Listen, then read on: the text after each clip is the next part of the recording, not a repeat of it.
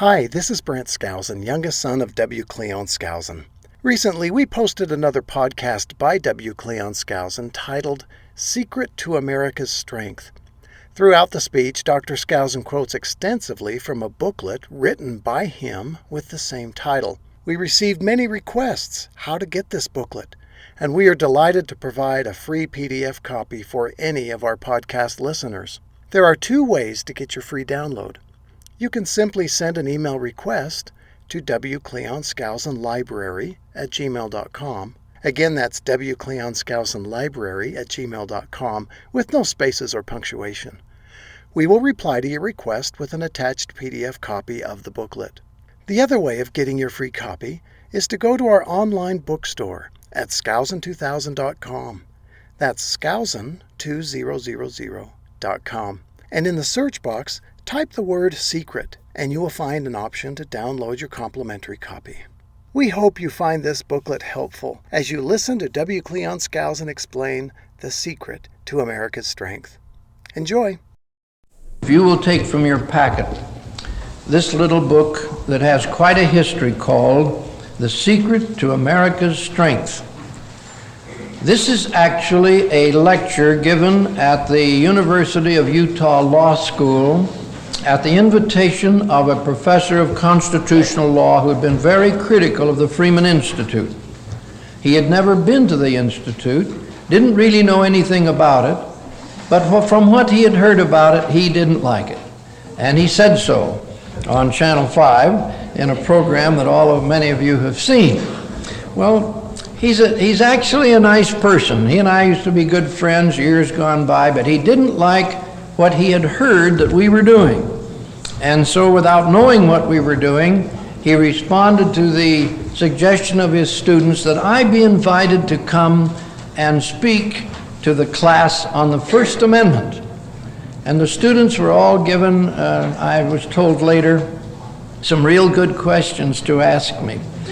And what astonished me, when I finished my talk, nobody asked any questions. I didn't get any questions. And the professor invited me into his office, and our old friendship was renewed as he realized that at the Freeman Institute, what we were teaching and preparing was very substantive and very fundamental, and actually what he believed also. So it developed a new relationship. And the students all asked for copies of the talk because it wasn't like anything they had ever heard before in law school. And I understand why, as a lawyer, it is not taught. It isn't taught in political science either. And the founders thought it was the foundation of political science.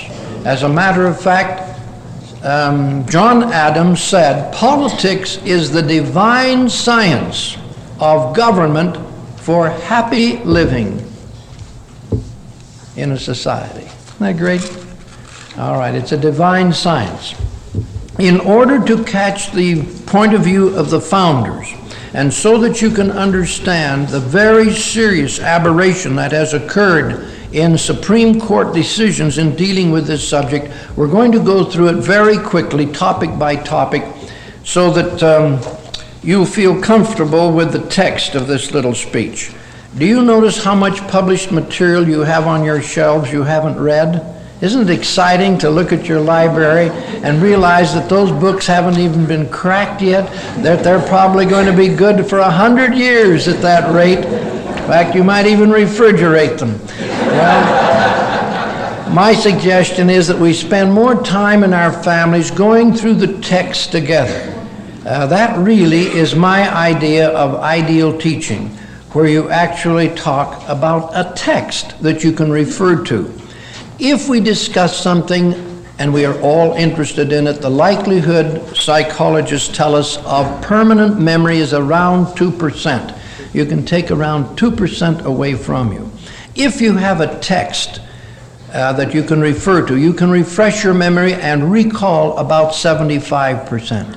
That's profitable programmed learning. And you'll notice the whole Freeman Institute program is filling in blanks.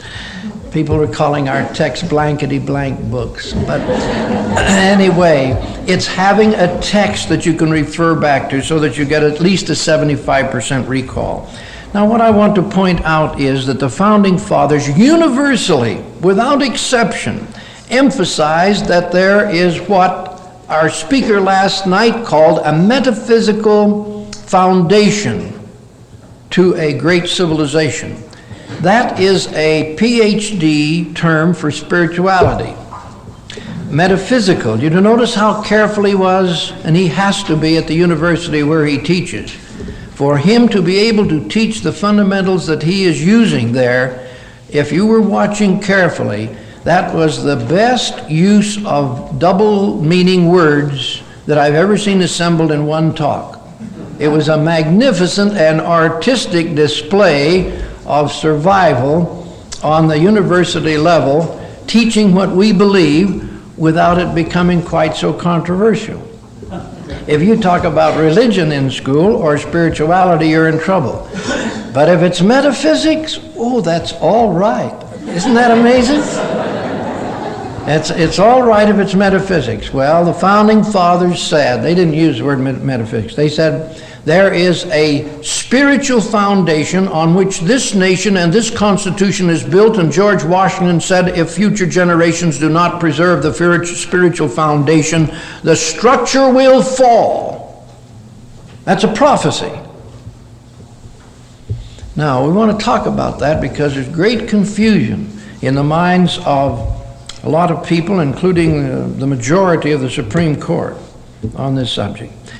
The same year that the Founding Fathers wrote and passed the Constitution in Congress, 1787, they passed the Northwest Ordinances in which they talked about schools. And they said, religion, morality, and knowledge being necessary to good government and the happiness of mankind, schools and the means of education shall forever be encouraged.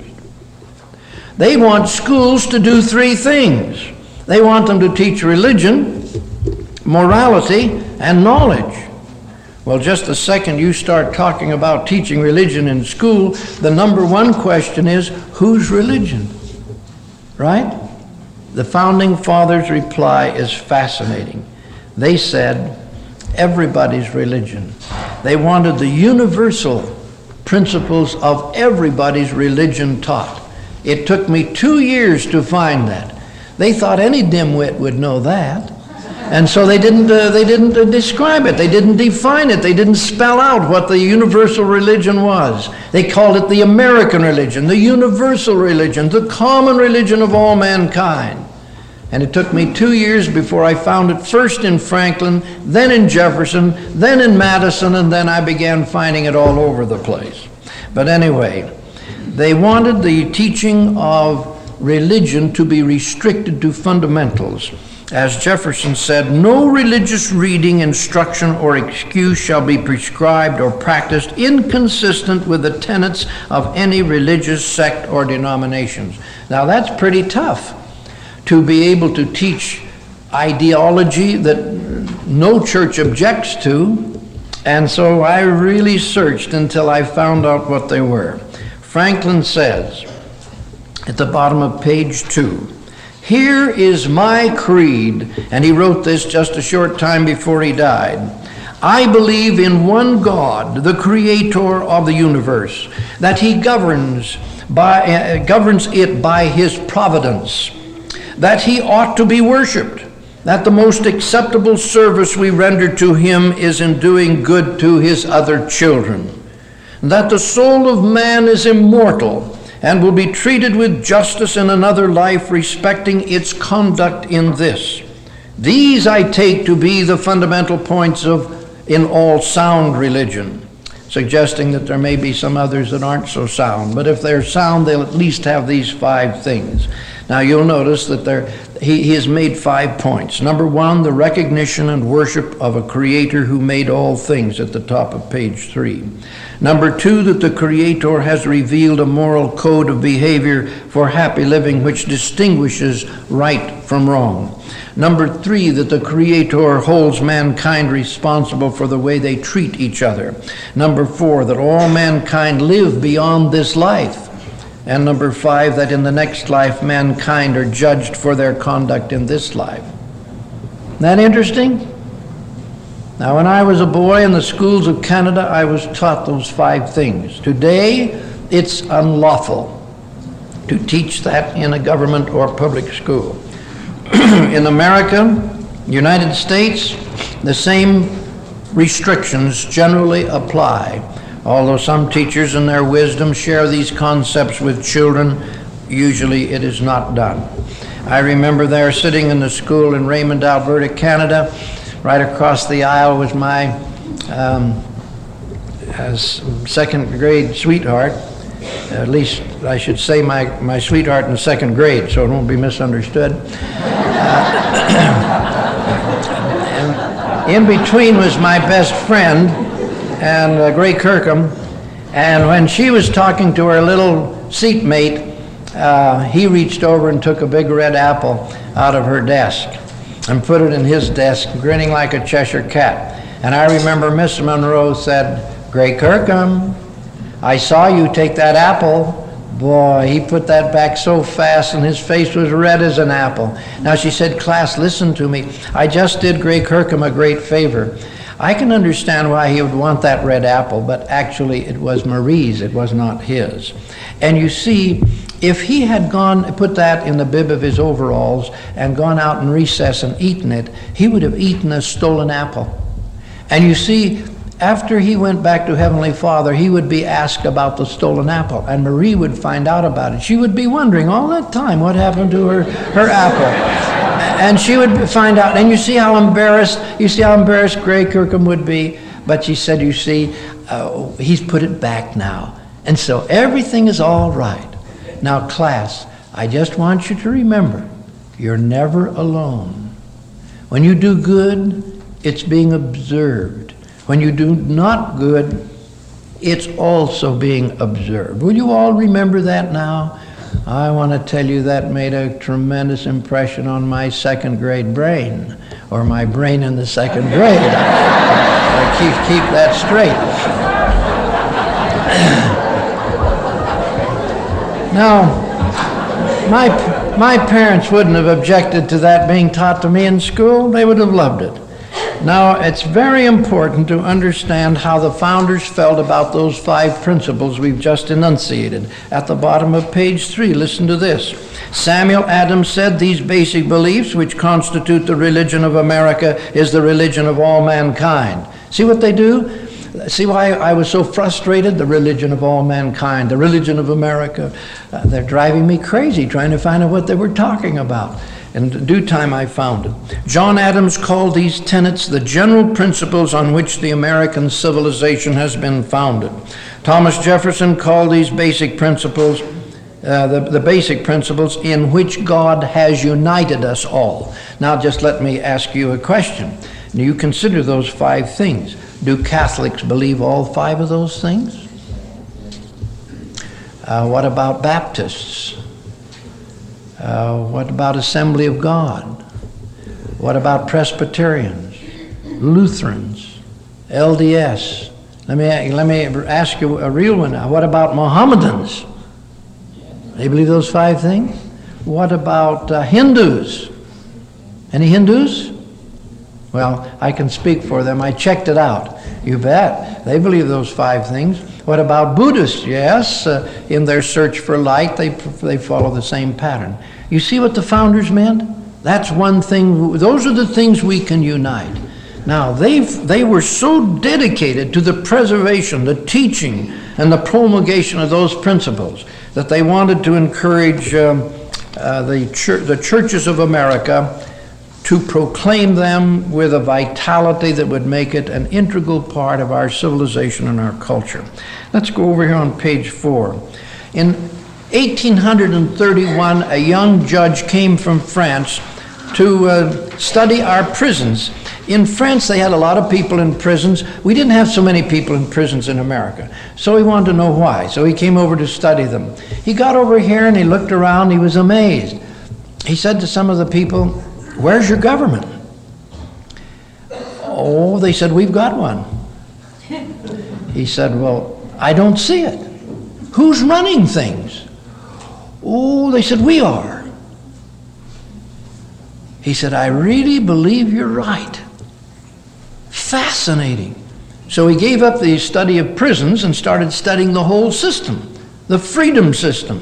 He was here for about 2 years, nearly 2 years, and he went back to France and wrote his great classic, Democracy in America, probably one of the finest in-depth analysis of the greatness of America that has ever been written, either before or since.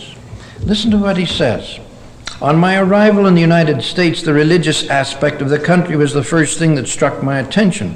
And the longer I stayed there, the more I perceived the great political consequences resulting from this new state of things." He says, "Religion in America takes no direct part in the government of society, but it must be regarded as the first of their political institutions." Now that's what you heard in the Northwest Ordinance. That good government and the welfare of society depends upon teaching religion, morality, and knowledge. That's what he's saying. It's the first of their political institutions. I do not know whether all Americans have a sincere faith in their religion, for who can search the human heart? But I am certain that they hold it to be indispensable to the maintenance of Republican institutions. This opinion is not peculiar to a class of citizens or to a party, but it belongs to the whole nation and to every rank of society. Now he says European philosophers were wrong. The philosophers of the 18th century explained in a very simple manner the gradual decay of religious faith. Religious zeal, said they, must necessarily fail the more general liberty is established and knowledge diffused. In other words, they were saying that as science expands, religion, which is really a myth, will disappear. He says, unfortunately, the facts by no means accord with their theory. There are certain populations in Europe whose unbelief is only equaled by their ignorance and debasement, while in America, one of the freest and most enlightened nations in the world, the people fulfill with fervor all the outward duties of religion. See, these are books that we should be reading again, that reestablish the confidence and of the fundamentalism that is contained in the first free people of modern times. And those are things to be revived and perpetuated. Now, he says there's a new kind of Christianity developing in America. Isn't that interesting? He said that in America, freedom and religion were combined. They were unified. They had to kind of go together. He said in France, where we have a national religion, everywhere that religion is strong, freedom is suppressed. But it's just the opposite in America. And he says there isn't any pressure. There are many, many churches, but no pressure from the churches to take a political position. He said the sects, meaning different denominations that exist in the United States, are innumerable. They all differ in respect to the worship which is due to the Creator, but they agree in respect to the duties which are due from man to man. Each sect adores the deity in its own peculiar manner, but all sects preach the same moral law in the name of God. All the sects of the United States are comprised within the great unity of Christianity, and Christian morality is everywhere the same. There is no country in the world where the Christian religion retains a greater influence over the souls of men than in America. It was astonishing to de Tocqueville that liberty and religion could be combined in such a balanced structure of harmony and good order. He wrote, "The revolutionists of America are obliged to profess an ostensible respect for Christian morality and equity, which does not permit them to violate wantonly the laws that oppose their designs. Thus, while the law permits the American to do what they please, religion prevents them from conceiving and forbids them to commit what is rash or unjust. And that's what Cecil B. DeMille meant when he said, there is only liberty under law. You cannot have liberty without law. And then he described the role of religion in the schools. He says, in New England, every citizen receives the elementary notions of human knowledge. He is taught, moreover, the doctrines and the evidence of his religion, the history of his country, and the leading features of the Constitution. In the states of Connecticut and Massachusetts, it is extremely rare to find a man imperfectly acquainted with all these things, and a person wholly ignorant of them is sort of a phenomenon. Then he says, he was amazed how much was coming across the pulpits of America that stabilized the culture, the political establishment of the people. He said, this led me to examine more attentively than I had hitherto done the station which the American clergy occupy in political society. I learned with surprise that they fill no public appointments. I did not see one of them in the administration, and they are not even represented in the legislative assemblies. You see, that was quite different. In England and France, you had the traditional national churches occupying some of the highest offices in the land to protect their own interests and impose certain ideals that were theirs on the people. How different this is from Europe, he says. He said the unbelievers in Europe attack the Christians as their political opponents rather than as their religious adversaries. They hate the Christian religion as the opinion of a political party, much more than as an error in belief. And they reject the clergy, less because they are the representatives of the deity than because they are the allies of government, which of course was unpopular. Now in America, he said, the clergy remain politically separated from the government, but nevertheless provide a moral stability among the people which permits the government to prosper. In other words, there is separation of church and state, but not separation of church and religion. Isn't that interesting? Let's see, that's the difference. Then he goes on to say, down toward the bottom, I sought for the greatness and genius of America in her commodious harbors and her ample rivers. And it was not there in her fertile fields and boundless prairies. It was not there. In her rich mines and in her vast world commerce, and it was not there. Not until I went to the churches of America and heard her pulpits aflame with righteousness did I understand the secret of her genius and power. America is great because she is good, and if America ever ceases to be good, America will cease to be great. And we ought to have that engraven over the schools where drugs are rampant and prophylactics are sometimes distributed for a violation of the most basic morality that mankind has ever known. Now the founders began a campaign to equalize all of the religions in America, and that was not easy. In fact, it was very difficult. Some of the founders themselves were a little confused. Like Orwell's book, in which it said in 1984 there would be universal equality, only some would be more equal than others. And that's the way we tend to do. Now, Patrick Henry in Virginia, thinking that he could stabilize religion by having a tax appropriated so that each person could designate where the tax would go to provide a minister and a school in the Christian community. And he thought that would be just great because some of the churches, well, there just weren't enough good schools and there weren't enough churches being supported and sustained, and he thought that would guarantee their stabilization. Immediately, Madison jumped on him and said, don't do that. He says, who does not see that the same authority which can establish Christianity in exclusion to all other religions may establish with the same ease any particular sect of Christians in exclusion to all the other sects?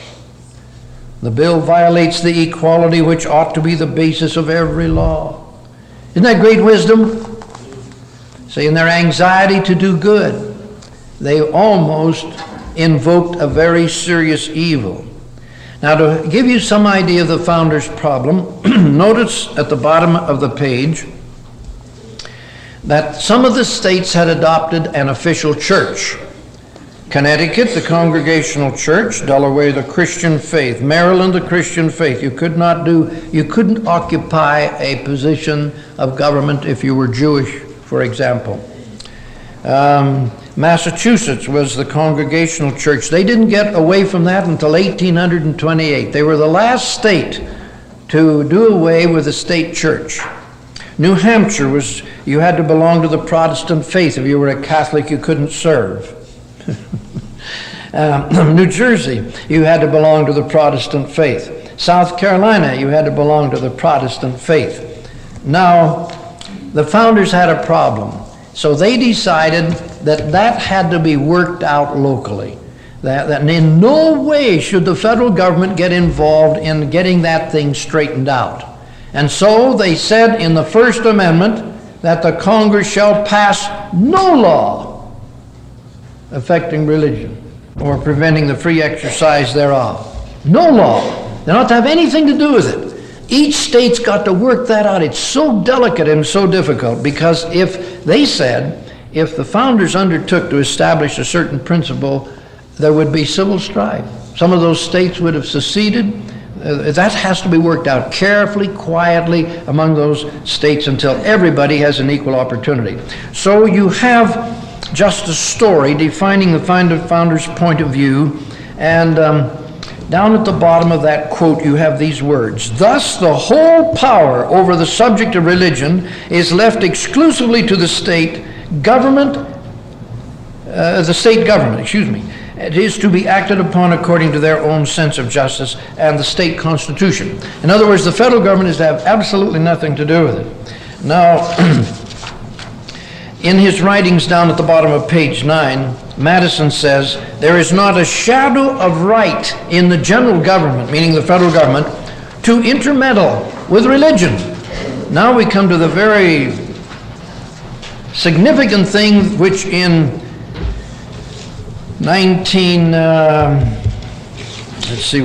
about 64, the Supreme Court should have read this statement that we're now going to read. Here is a statement by Jefferson. "Special provision has been made by one of the amendments to the Constitution which expressly declares, 'The Congress shall make no law respecting an establishment of religion or prohibiting the free exercise thereof, thereby guarding in the same sentence and under the same words the freedom of religion, of speech, and of press, insomuch that whatever violated either throws down the sanctuary which covers the others, and that libels, falsehoods, and defamation equally with hereby and false religions are withheld from the cognizance of the federal tribunals.'" Not only can the Congress not pass any law, the subject cannot be brought up in the federal courts. Isn't that interesting? That's the founders' point of view. And so we get a famous statement quoted widely today from Jefferson, which says that when he was governor of Virginia, he declared a day of fasting. When he was president, they asked him to declare a day of fasting and thanksgiving, and he said, "I can't, I have no authority. There must always be a wall of separation between church and state," meaning between the federal government. When he said state in that statement, he was talking about the federal government. And the Danbury church said, "Yes, but as governor you did this." He said, "I know, because the states have the authority to do it. But now I'm president of the United States. I have no authority." And it's in that historical context that he said a separation between church and state. Now, what they wanted to do is to have the states immediately undertake an equality of religion.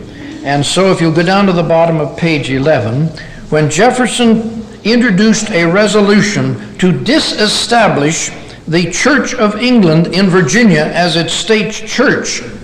He did not do it to set up a wall between state and church, but simply, as he explained it, for the purpose of, quote, taking away the privilege and prominence of one religious sect over another, and thereby establishing equal rights among all. And just to show you how Jefferson felt about it, the town that is nearest his home of Monticello is called Charlottesville. Our speaker last night was from Charlottesville, the University of Virginia at Charlottesville. And here is what Jefferson said was happening in his day in Charlottesville. In our village of Charlottesville, there's a good degree of religion, with a small space only of fanaticism. We have 4 sects, but without either church or meeting house. The courthouse is the common temple, one Sunday in the month to each. Here, Episcopalians, Presbyterian, Methodist, and Baptist meet together, join in hymning their Maker, listen with attention and devotion to each other's preachers, and all mix in society with perfect harmony. In the courthouse, a public building. Doesn't that scandalize you? There are only 4 churches in the community, and of course only 4 weeks in the month, so they would have had to make some other arrangements if there were more churches. But what he's talking about is equality. We got them all together. They all got to do it in a public building. It was so exciting. Now, Jefferson proposes an accommodation for religious instructions in a state school. Listen to him up at the top of page 13. Can the liberties of a nation be thought secure when we have removed, by eliminating religious instruction, their only firm basis? A conviction in the minds of the people that these liberties are the gifts of God, that they are not to be violated, but with his wrath. You see, a lot of people do not know what the word inalienable means. The founders used inalienable or unalienable, depend on whether you went to Williams and Mary or Harvard, but they both mean the same thing. What is an inalienable right? There isn't one American in 10,000, including lawyers, that can tell you when a right is inalienable. The Supreme Court has already ruled that it is not real, that it's a myth. There aren't any inalienable rights. If it isn't in the statute, you don't have it. Oliver Wendell Holmes. I was shocked to find that between 1902 and 1932, he had injected into our legal system the fact that there is no such thing as natural rights.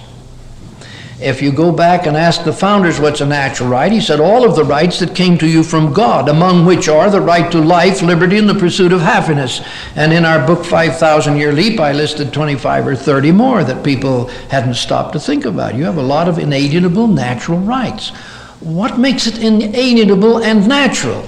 It's any right that came to you at the time of birth, given to you by God, that cannot be violated without coming under the judgment and wrath of God. Did you hear what he said here? He said, how can we teach children these natural rights? That some of them are unalienable, and that these rights are not to be violated, but with his wrath. See, that's a natural right. That's John Locke talking. We don't study John Locke anymore. We don't know what a natural right is. We don't even argue it in our courts anymore. It's a vacant place in our culture, our inalienable rights. We just give lip service to it. You are not allowed to argue inalienable rights in the courts of the United States today, or natural rights. Now, to encourage religious studies by college students of different faiths, Jefferson proposed the following. He suggested that the responsibility for teaching, quote, the proofs of the being of a God, the creator, preserver, and supreme ruler of the universe, and the author of all the relations of morality and of the laws and obligations these infer, will be within the province of the professor of ethics. How do you like that? Oh, what university is doing that today? Is there evidence that there is a God?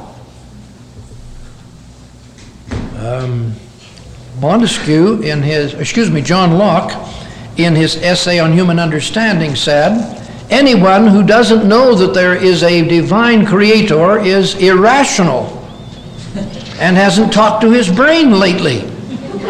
Because the human brain will not accept the proposition that everything we see about us fell into place accidentally. You just talk to your brain, as you've heard us do this in our classes. You just talk to your brain and say, brain, you know, with all of the freezing and melting, exploding, expanding, contraction, and all the forces of nature, given eons of time, would it produce a watch, brain?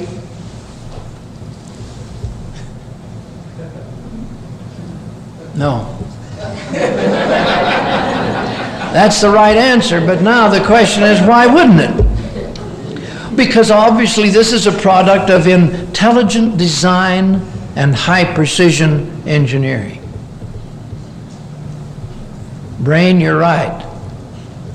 What about the human eye? Any one of hundreds of factors missing and you're blind. Won't work. Just one missing won't work. What about that ear? What about the digestive system? Pouring down all that junk food, you know, and just the right amount of acid comes in and boils around. Pretty soon you get energy out of it, and it's amazing. Well, once in a while you need an Alka-Seltzer, but most of the time you do pretty good. And isn't it a good thing that the esophagus goes down to the stomach and not into your lungs? Have you noticed what happens if some of it goes to your lungs? All right. Now, the founders said anybody who hasn't talked to his brain lately and thinks there is no divine creator and designer for all of this is not rational. Now, we've got to teach that, you see, in our schools. And he says the professor in charge of that should be the professor of ethics.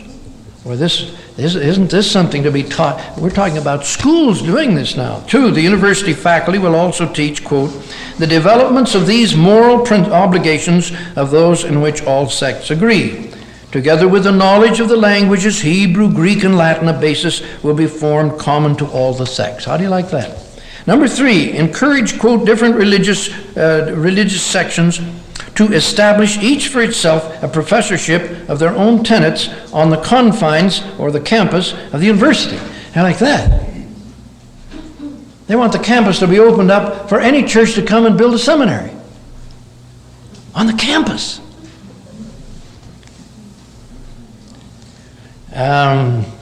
Or near it, so that their students may attend the lectures there and have the free use of our library and every other accommodation we can give them, preserving, however, their independence of us and of each other.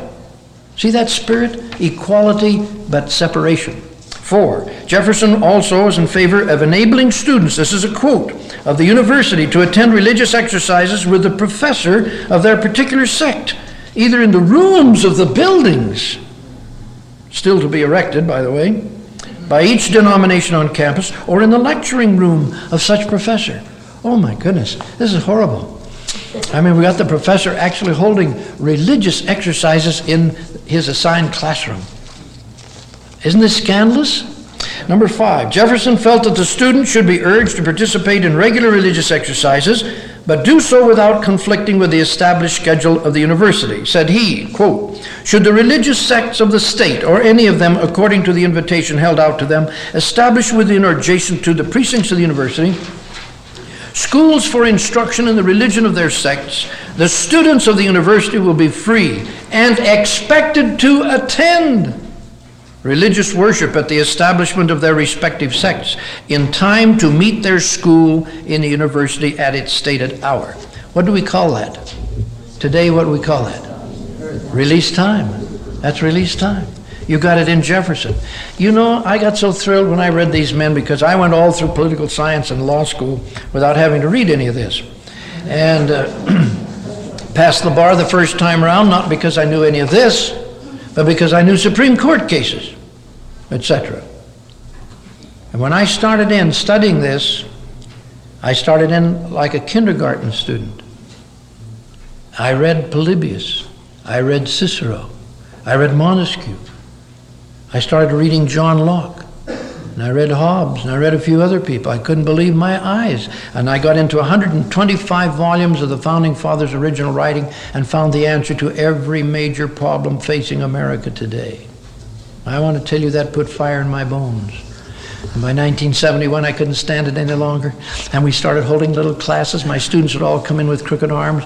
First few times, I'd urge them to come in on Saturday, and because we were separate from the campus entirely. But who else would come? I'd say, how'd you like to study the Constitution in the tradition of the Founding Father? It's a great idea. Sometime I'm going to do that. See you later. But in due time, those students told their parents. And it wasn't long before I had wonderful people sitting there in those classes that thrilled me.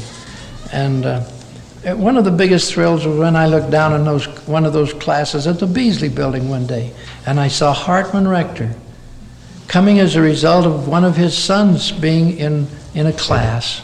That was so thrilling to see wonderful friends for whom I had the greatest respect coming to hear the Founding Fathers' story. Well, I'm almost through now. I've enumerated the things that Jefferson had said in those previous passages. And Jefferson sees great advantages in following these guidelines. By leaving it exclusively to the states to work out the equal encouragement of all religions, but at the same time give it no direct subsidy, Jefferson felt the goals of the founders would be achieved. He felt there was a need to fill the chasm of religious ignorance which constituted a liability to society, and at the same time leave inviolate the constitutional freedom of religion and the most unalienable and sacred of all human rights. Jefferson, like other leaders among the founders, seemed anxious to not only encourage all religious faiths on a basis of equality, but also to have them develop a spirit of toleration for each other. In referring to the university campus with its immediate environs, where all faiths would be invited to provide facilities, Jefferson wrote, "By bringing the sects together and mixing them with the mass of other students, we shall soften their asperities, liberalize and neutralize their prejudices, and make the general religion a religion of peace, reason, and morality." Now, I've just gone through very quickly what the courts did to change all of this around. In the beginning, you see, the attitude was all of the Bill of Rights were specifically designed to be against the federal courts. They didn't have any application to the states. When it said that there was to be no law passed restricting the press, the founders knew that you have to have some restrictions on press. If somebody uses the press to tell lies about someone, destroy their character, there needs to be a remedy. But it must be the state. It must not be the federal government. There must be no laws of libel on the federal level. They knew that you couldn't exercise the freedom of speech by going into a crowded theater and shouting fire. And then after several children were trampled to death saying, "Well, I didn't mean it, it's April Fool's Day, you see." See, they wouldn't allow that to be excused. We'd have an element of homicide involved then. In other words, there are some restrictions on speech, but the states have got to work it out. There are some restrictions on religion. You cannot use religion to commit a crime. You can't excuse it to commit a crime.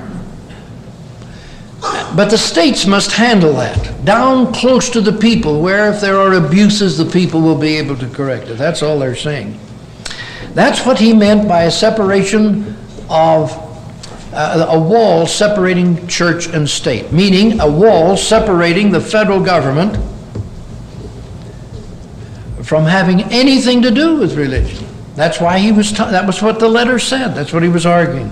Now we have a different situation. In 1925, in a notorious case where the influence of Oliver Wendell Holmes and others was beginning to have its impact. And this is so sad. Some of my heroes melted away. They wilted away under the scrutiny of close examination. One was Woodrow Wilson, found his master's degree against the Constitution, wanted to abandon it in favor of a very low order of constitutional government. He was my hero in high school days until I really got acquainted with him. Oliver Wendell Holmes, one of my Law professors practically worshipped him, but here was a man doing everything he could to destroy the idea of God-given rights. And so in 1925, in the famous Gitlow case, the Supreme Court ruled that in the case the application of the 14th Amendment was to apply to all of the states, and they began just gobbling up all kinds of jurisdiction in direct violation of everything for which the federal judicial system had previously stood. That's a very famous case cited to you there at the bottom of page 15. And so the federal government began intervening in the affairs of the people. Now, in 1948, the Supreme Court prohibited teaching of religion in the schools. That's 16. The top of page 17, in 1952, the Supreme Court approved release time for religious education, so that was a gain. And then gradually, the Supreme Court has developed a cultural vacuum by declaring itself neutral on the subject. Unfortunately, it didn't remain neutral. What it actually did was to legalize the teaching of anti-religion while trying to prevent the teaching of religion. And so secular humanism, ruled by the Supreme Court to be a religion, has been finally prohibited from being taught in the schools. They finally recognized it. So if you get secular humanism identified as such being taught in your schools, we have several attorneys who, if you get into trouble after protesting, will take that school to court and have it ruled out of line and out of order. That's the latest ruling on the Supreme Court. It's a question, of course, always of proof, but if they are teaching the religion of humanism antagonistic to deism and theism, they are subject to the courts. Now, in 1962, the Supreme Court outlawed prescribed prayer in schools, and that was a strange case because it didn't actually outlaw prayer. What it did was to say that a prayer could not be written by the state legislature and imposed on the schools. That's all it decided. And I debated with the Attorney General of Massachusetts, who later became one of their senators, that didn't apply to Massachusetts, and he admitted I was right in principle, but wrong in practice. He said it's time we used any excuse we can find to get prayers out of the schools. Anyway, in 1962, the Supreme Court outlawed prescribed prayers. In 1963, the Supreme Court outlawed the Lord's Prayer and Bible reading in public schools. And it's gotten tighter and tighter until now, teaching morality or religion in any form. There's even been some question about the possibility of outlawing Christmas programs, but the Supreme Court has now held that's part of the culture. Isn't that an interesting rationale? Because that was an established part of the culture, it cannot be eliminated. And so there is a need for some direct action. Daniel Webster describes the founder's traditional goal. He says, unborn ages, bottom of 19, unborn ages and visions of glory crowd upon my soul. The realization of all which, however, is in the hands and good pleasure of Almighty God. But under his divine blessing, it will be dependent on the character and virtues of ourselves and of our posterity. If we and they shall live always in the fear of God and shall respect his commandments, we may have the highest hope of the future fortunes of our country. It will have no decline and fall. It will go on prospering. But if we and our posterity reject religious instruction and authority, violate the rules of eternal justice, trifle with the injunctions of morality, and recklessly destroy the political constitution which holds us together, no man can tell how sudden a catastrophe may overwhelm us that shall bury all our glory in profound obscurity. Should that catastrophe happen, let it have no history. Let the horrible narrative never be written. Unfortunately, unless the present generation of American leadership returns to fundamental values, that history is being written right now. Now that's our challenge. So will you put this little book where it won't get lost or gather dust, because we've kind of gone through it now. And every once in a while read those great statements of the founders, and when somebody tells you that The founding fathers wanted to separate the church from the states and the schools. You say, would you like to hear what Thomas Jefferson said our schools ought to be doing? Like having religion taught right in the classroom by the professor to any members of his particular faith, having all the churches invited on campus or nearby to come and study religion. Then if people say, but why? What's the advantage of having them study religion? You should immediately have the answer. The founders said that religion and morality was the foundation of all good government and of our society if it is to survive. And I know if we all combine to do our part, with God's help, we're going to win. That's our challenge, to win. Thank you.